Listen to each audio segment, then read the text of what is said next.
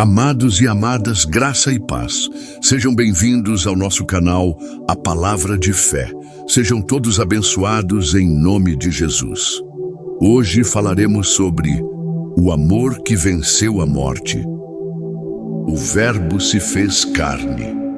No princípio era o Verbo, e o Verbo estava com Deus, e o Verbo era Deus, e o Verbo se fez carne e habitou entre nós. João 1, versículos 1 e 14. Antes de o mundo ouvir falar de Jesus, o céu já estava em movimento. O trono eterno, onde habitava a glória indescritível do Pai, silenciou, porque o Filho estava se preparando para descer. Não como um guerreiro montado em cavalos de fogo, mas como um bebê, envolto em panos, nascido entre animais. Deus se fez homem. O Criador respirou o ar que Ele mesmo soprou na criação. A palavra eterna se calou por 9 meses no ventre de uma virgem, e então o invisível se tornou visível. A luz entrou em nossas trevas, e nem todos perceberam. A majestade caminhava entre os homens, e muitos viraram o rosto.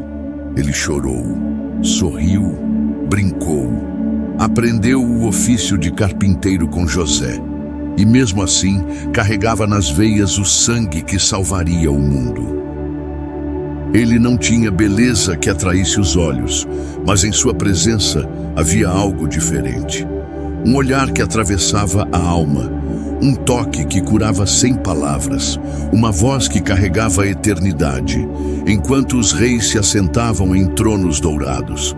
Ele crescia em graça e sabedoria, escondido em Nazaré, enquanto os religiosos discutiam a letra.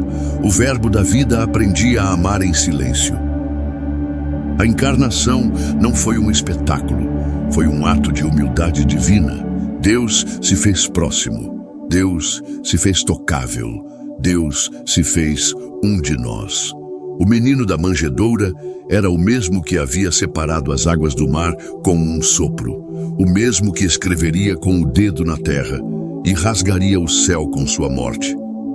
Mas por enquanto ele andava pelas ruas empoeiradas, com os pés descalços e o coração cheio de misericórdia, vivendo cada segundo como quem conhece o fim, mas ainda assim ama o processo. Jesus era mais do que um homem bom, ele era o cumprimento da promessa, a resposta à oração de séculos, o Messias esperado, mas rejeitado por muitos. Ele sabia quem era, sabia de onde viera, sabia o que viria, e mesmo assim, ele continuou. O Verbo se fez carne, para sentir o que sentimos, sofrer o que sofremos, pisar onde pisamos e salvar o que estava perdido. A eternidade estava entre nós. E muitos não reconheceram, mas aqueles que o reconheceram, aqueles que abriram o coração, experimentaram uma glória que não vinha deste mundo. A história da redenção começava ali, com um choro de bebê e a promessa de que nada, nunca mais, seria como antes. O Deus que tocava feridas. Ele cresceu e com os pés descalços começou a percorrer cidades e vilas, carregando nas mãos o poder de curar e no olhar o amor que enxergava além das feridas. E quando chegou a hora, saiu de Nazaré para tocar o mundo, não com exércitos, mas com compaixão. Jesus caminhava onde ninguém queria ir. Ele sentava-se com quem o mundo desprezava. Ele via o que ninguém queria enxergar, as feridas invisíveis da alma. Ele não evitava os impuros, ele os abraçava. Um leproso caiu de joelhos diante dele. Senhor, se quiseres, podes me curar. E antes mesmo de responder com palavras, Jesus estendeu a mão e tocou. Num tempo onde ninguém podia tocar um leproso, ele tocava e a lepra desapareceu. Mas mais do que a pele limpa, foi a dignidade restaurada, porque onde a religião afastava, Jesus se aproximava. Ele passou por cidades onde a dor era o som das ruas, onde o choro das mães e o silêncio dos doentes ecoavam nas paredes. Ali ele curava, ali Ele libertava, com um toque, com uma palavra, com um olhar. Uma mulher que sangrava há 12 anos o tocou por trás. Ninguém viu, mas ele sentiu. Quem me tocou? Ela tremia. Achava que seria condenada, mas ele a olhou e disse: Filha, a tua fé te salvou. Filha. Ela não tinha nome, só vergonha. Mas Jesus deu a ela uma nova identidade. Ele via além da doença. Ele enxergava o coração. Diante de um homem possuído por demônios, esquecido entre os sepulcros, ferido, sujo, enlouquecido, Jesus não teve medo. Ele foi até ele e, com uma palavra, libertou. Os grilhões caíram, a sanidade voltou. E aquele homem se tornou testemunha viva do reino. A cada passo, Jesus restaurava vidas. A cada toque, ele reescrevia histórias. A cada lágrima enxugada, o céu sorria. Ele era Deus com as mãos sujas de terra, com os olhos molhados de compaixão, com o coração aberto para todos. Ele curou paralíticos, devolveu a visão aos cegos, chamou mortos de volta à vida. Mas havia algo ainda mais forte do que os milagres. Era o modo como ele olhava para as pessoas. Não com pressa, não com julgamento, mas com um amor tão puro que desmontava as defesas mais antigas da alma. Em um mundo que rejeita o fraco, ele fez dos fracos o centro de sua atenção. Em uma cultura que escondia os doentes, ele os levantava em meio à multidão, ele curava. Mas acima disso, ele restaurava. Não era mágica, era amor. Não era espetáculo, era redenção. A cada gesto, Jesus revelava o coração do Pai. Ele não ignorava as feridas, ele as tocava, ele as curava. E aqueles que antes eram desprezados, agora caminhavam com os olhos brilhando, porque alguém os havia visto, realmente visto. A verdade que confronta o engano. Mas nem todos celebravam esses toques de amor.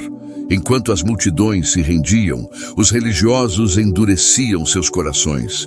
E Jesus, com a mesma coragem que curava, agora levantaria a voz para enfrentar a mentira. Nem todos se alegravam com o toque que curava. Enquanto os quebrantados se ajoelhavam, os orgulhosos se incomodavam. Enquanto os humildes corriam para perto, os religiosos recuavam com os braços cruzados e olhos julgadores.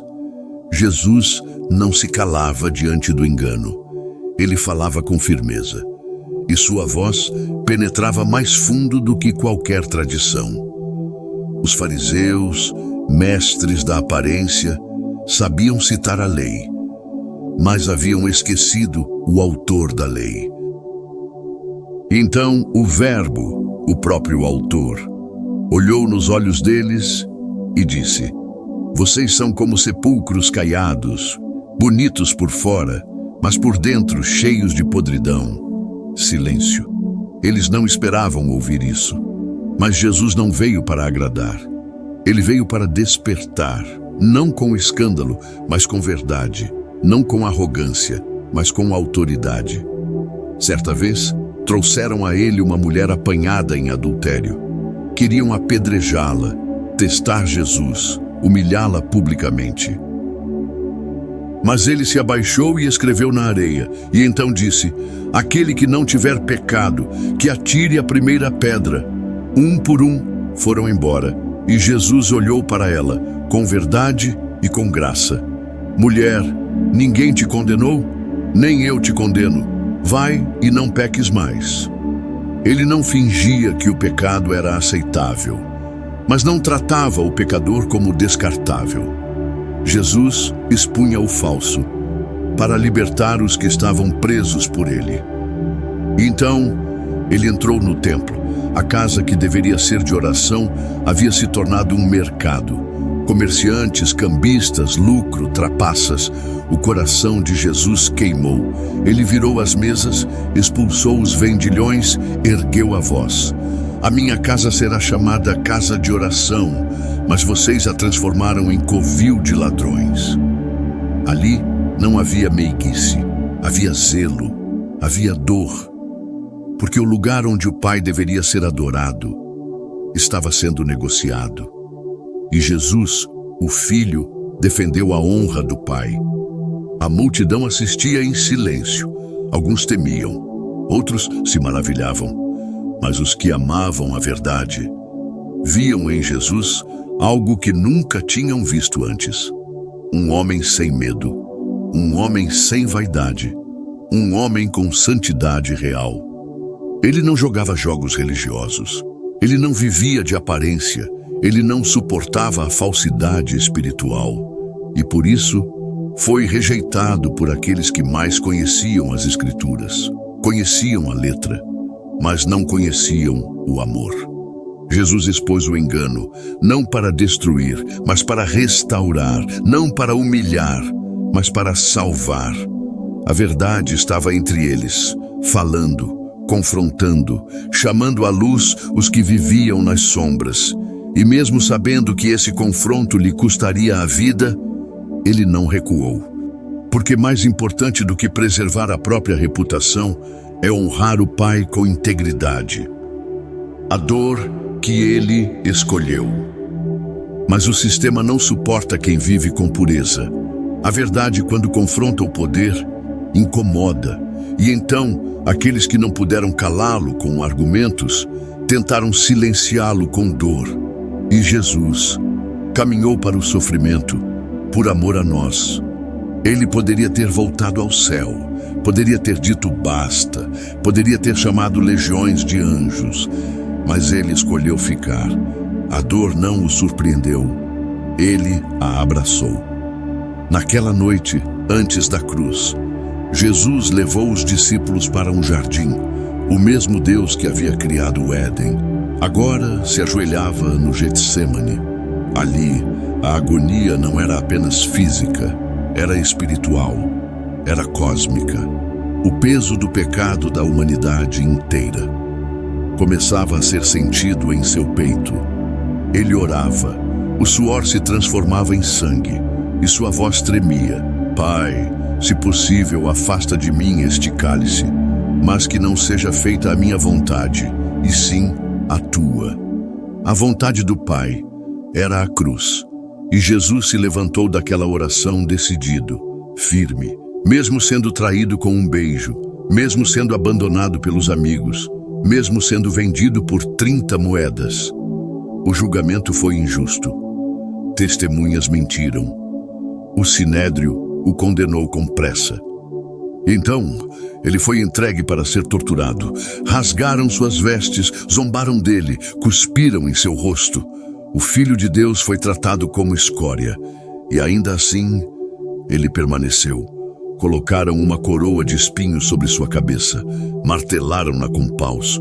Os espinhos penetraram sua fronte, e cada gota de sangue era uma promessa sendo cumprida.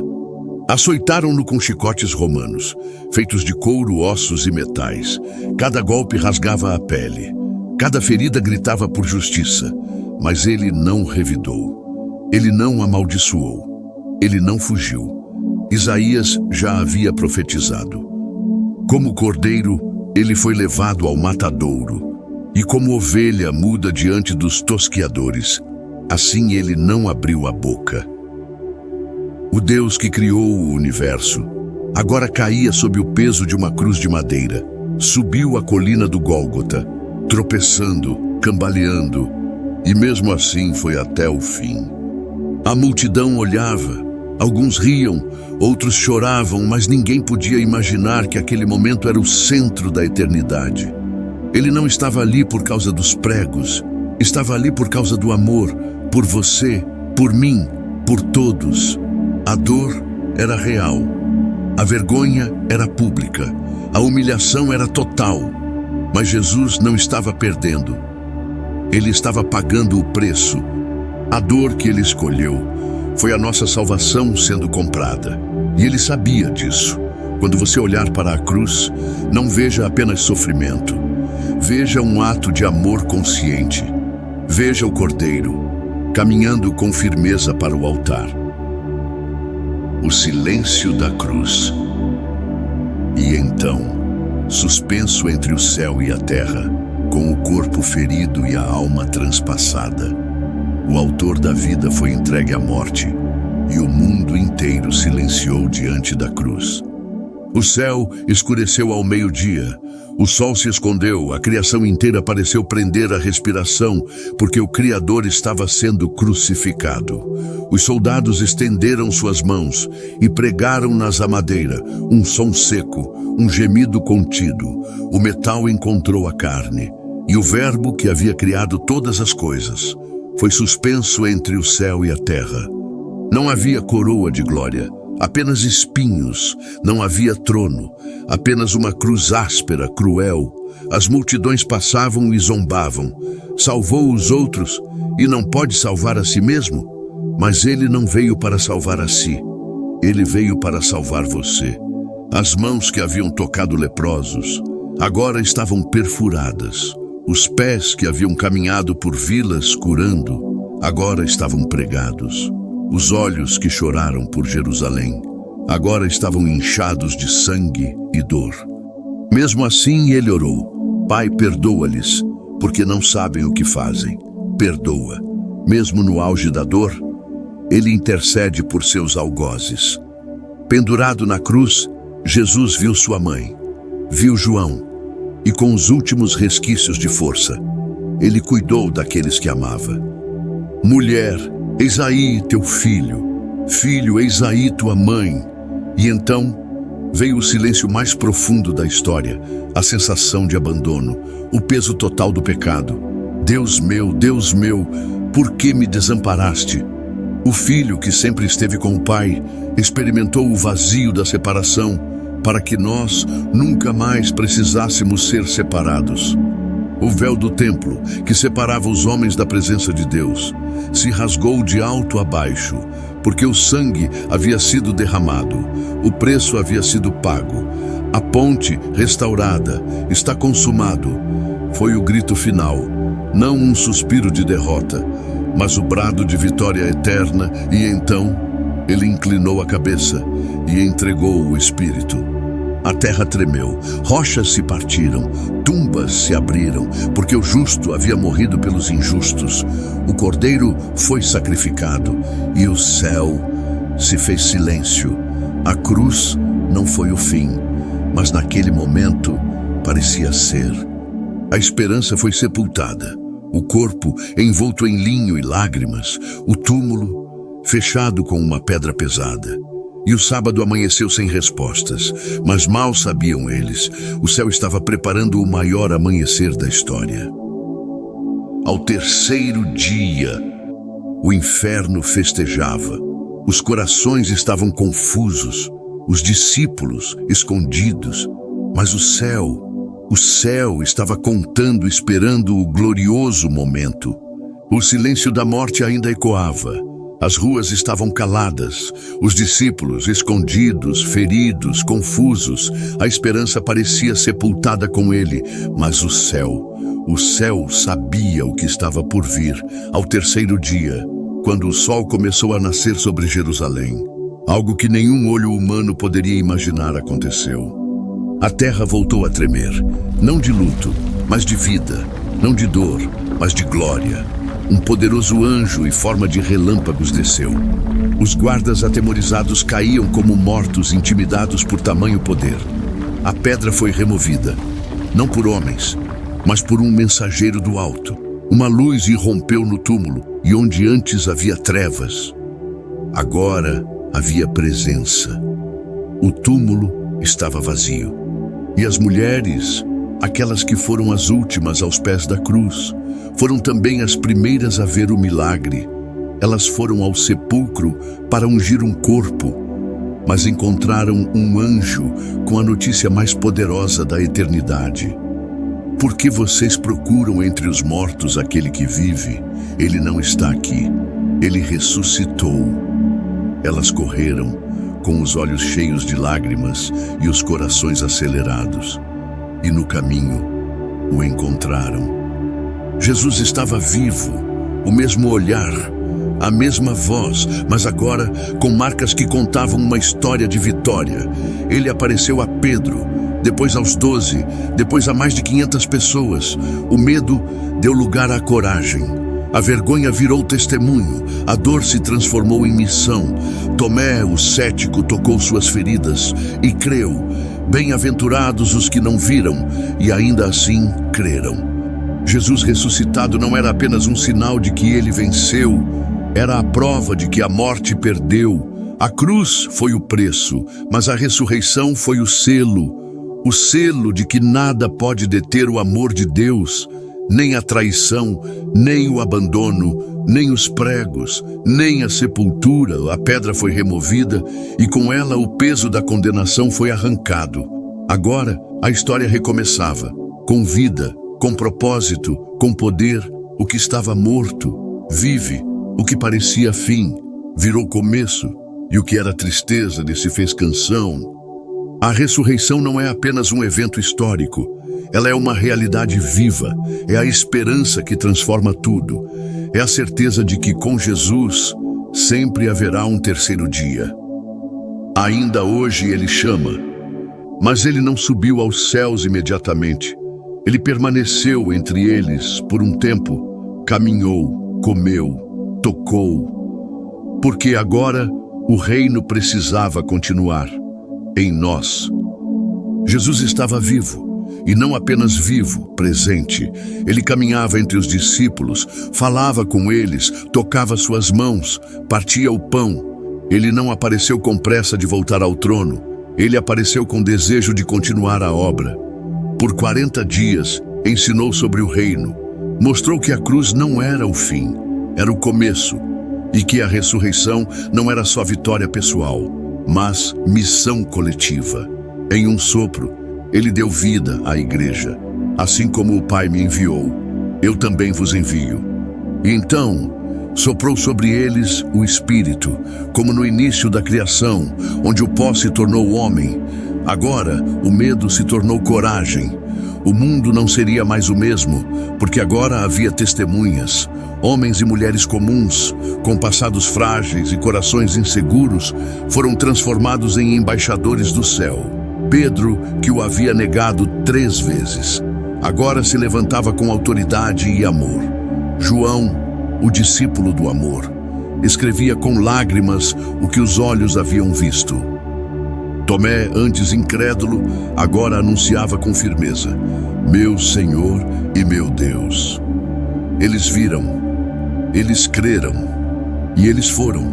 Anunciaram em Jerusalém, na Judéia, em Samaria e até os confins da terra. Alguns morreram perseguidos, outros foram martirizados, mas todos viveram por algo maior do que eles mesmos, porque Jesus ainda os chamava. E ele ainda chama hoje.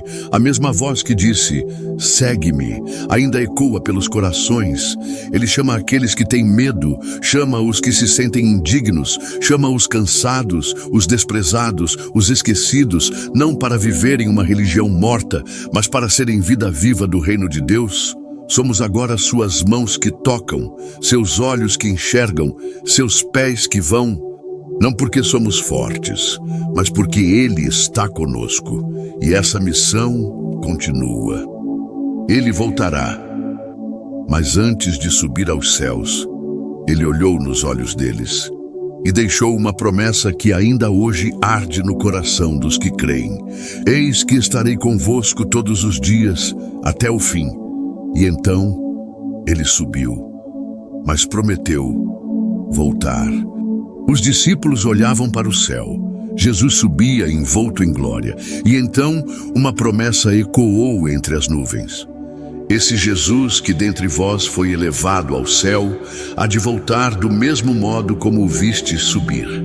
Ele virá, não como servo, mas como rei, não em silêncio, mas com trombetas, não montado num jumentinho, mas num cavalo branco, com os céus atrás dele. Aquele que foi humilhado voltará exaltado, aquele que foi rejeitado voltará glorificado.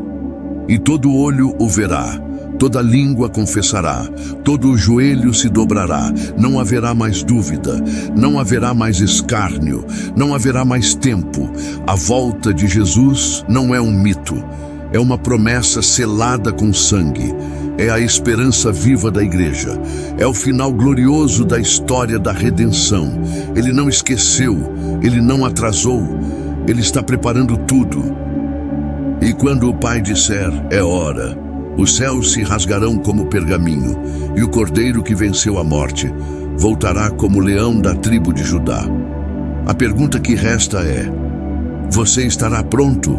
Ele virá buscar os que o esperam, os que não se envergonham de seu nome, os que escolheram andar em santidade, os que, mesmo sem ver, creram com todo o coração. Vivemos tempos de distração, de mornidão espiritual, de fé negociada. Mas Ele ainda chama, ainda perdoa, ainda transforma, ainda espera, como o noivo que anseia pela noiva. Jesus aguarda a hora de nos tomar para si, mas quando vier, não será mais tempo de preparar o coração. Será hora de prestar contas.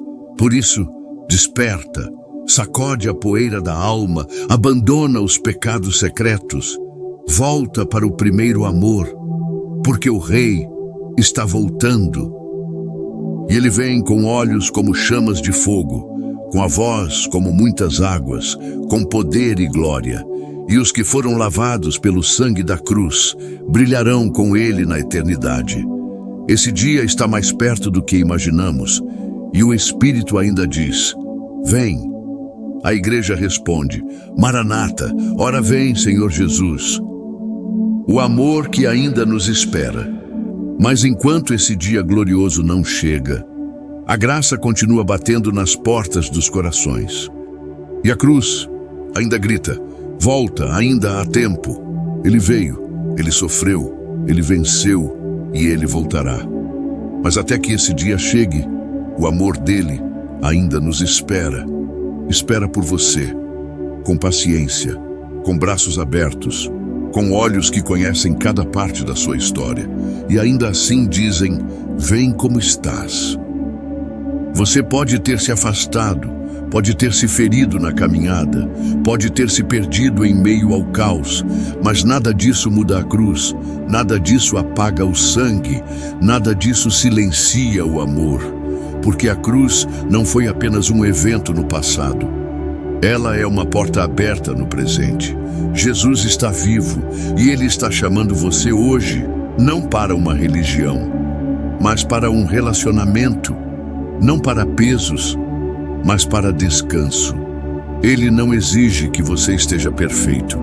Ele só pede que você se renda. E se você ouviu essa mensagem, não foi por acaso. O céu moveu circunstâncias para que essas palavras chegassem até você.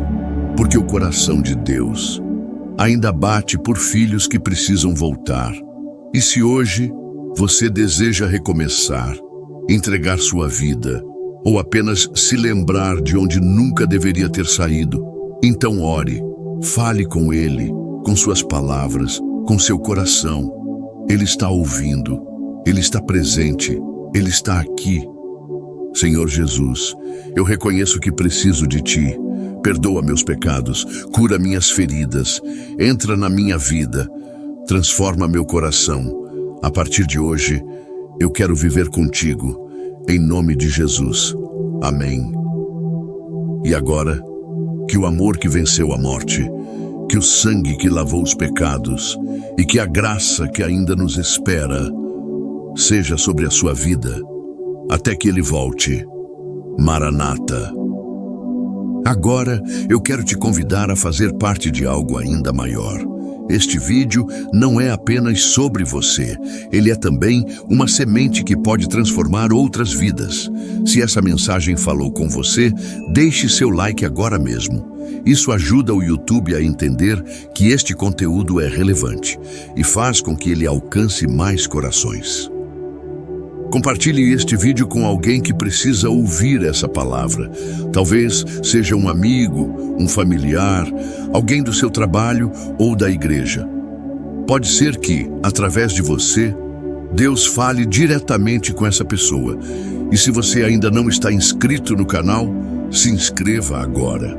Aqui você vai encontrar mensagens como essa, baseadas na palavra de Deus, que alimentam a fé e fortalecem a alma. Louvado seja o nome do Senhor, que Ele abençoe a sua vida abundantemente, e nos encontramos na próxima reflexão. Maranata! Ora, vem, Senhor Jesus!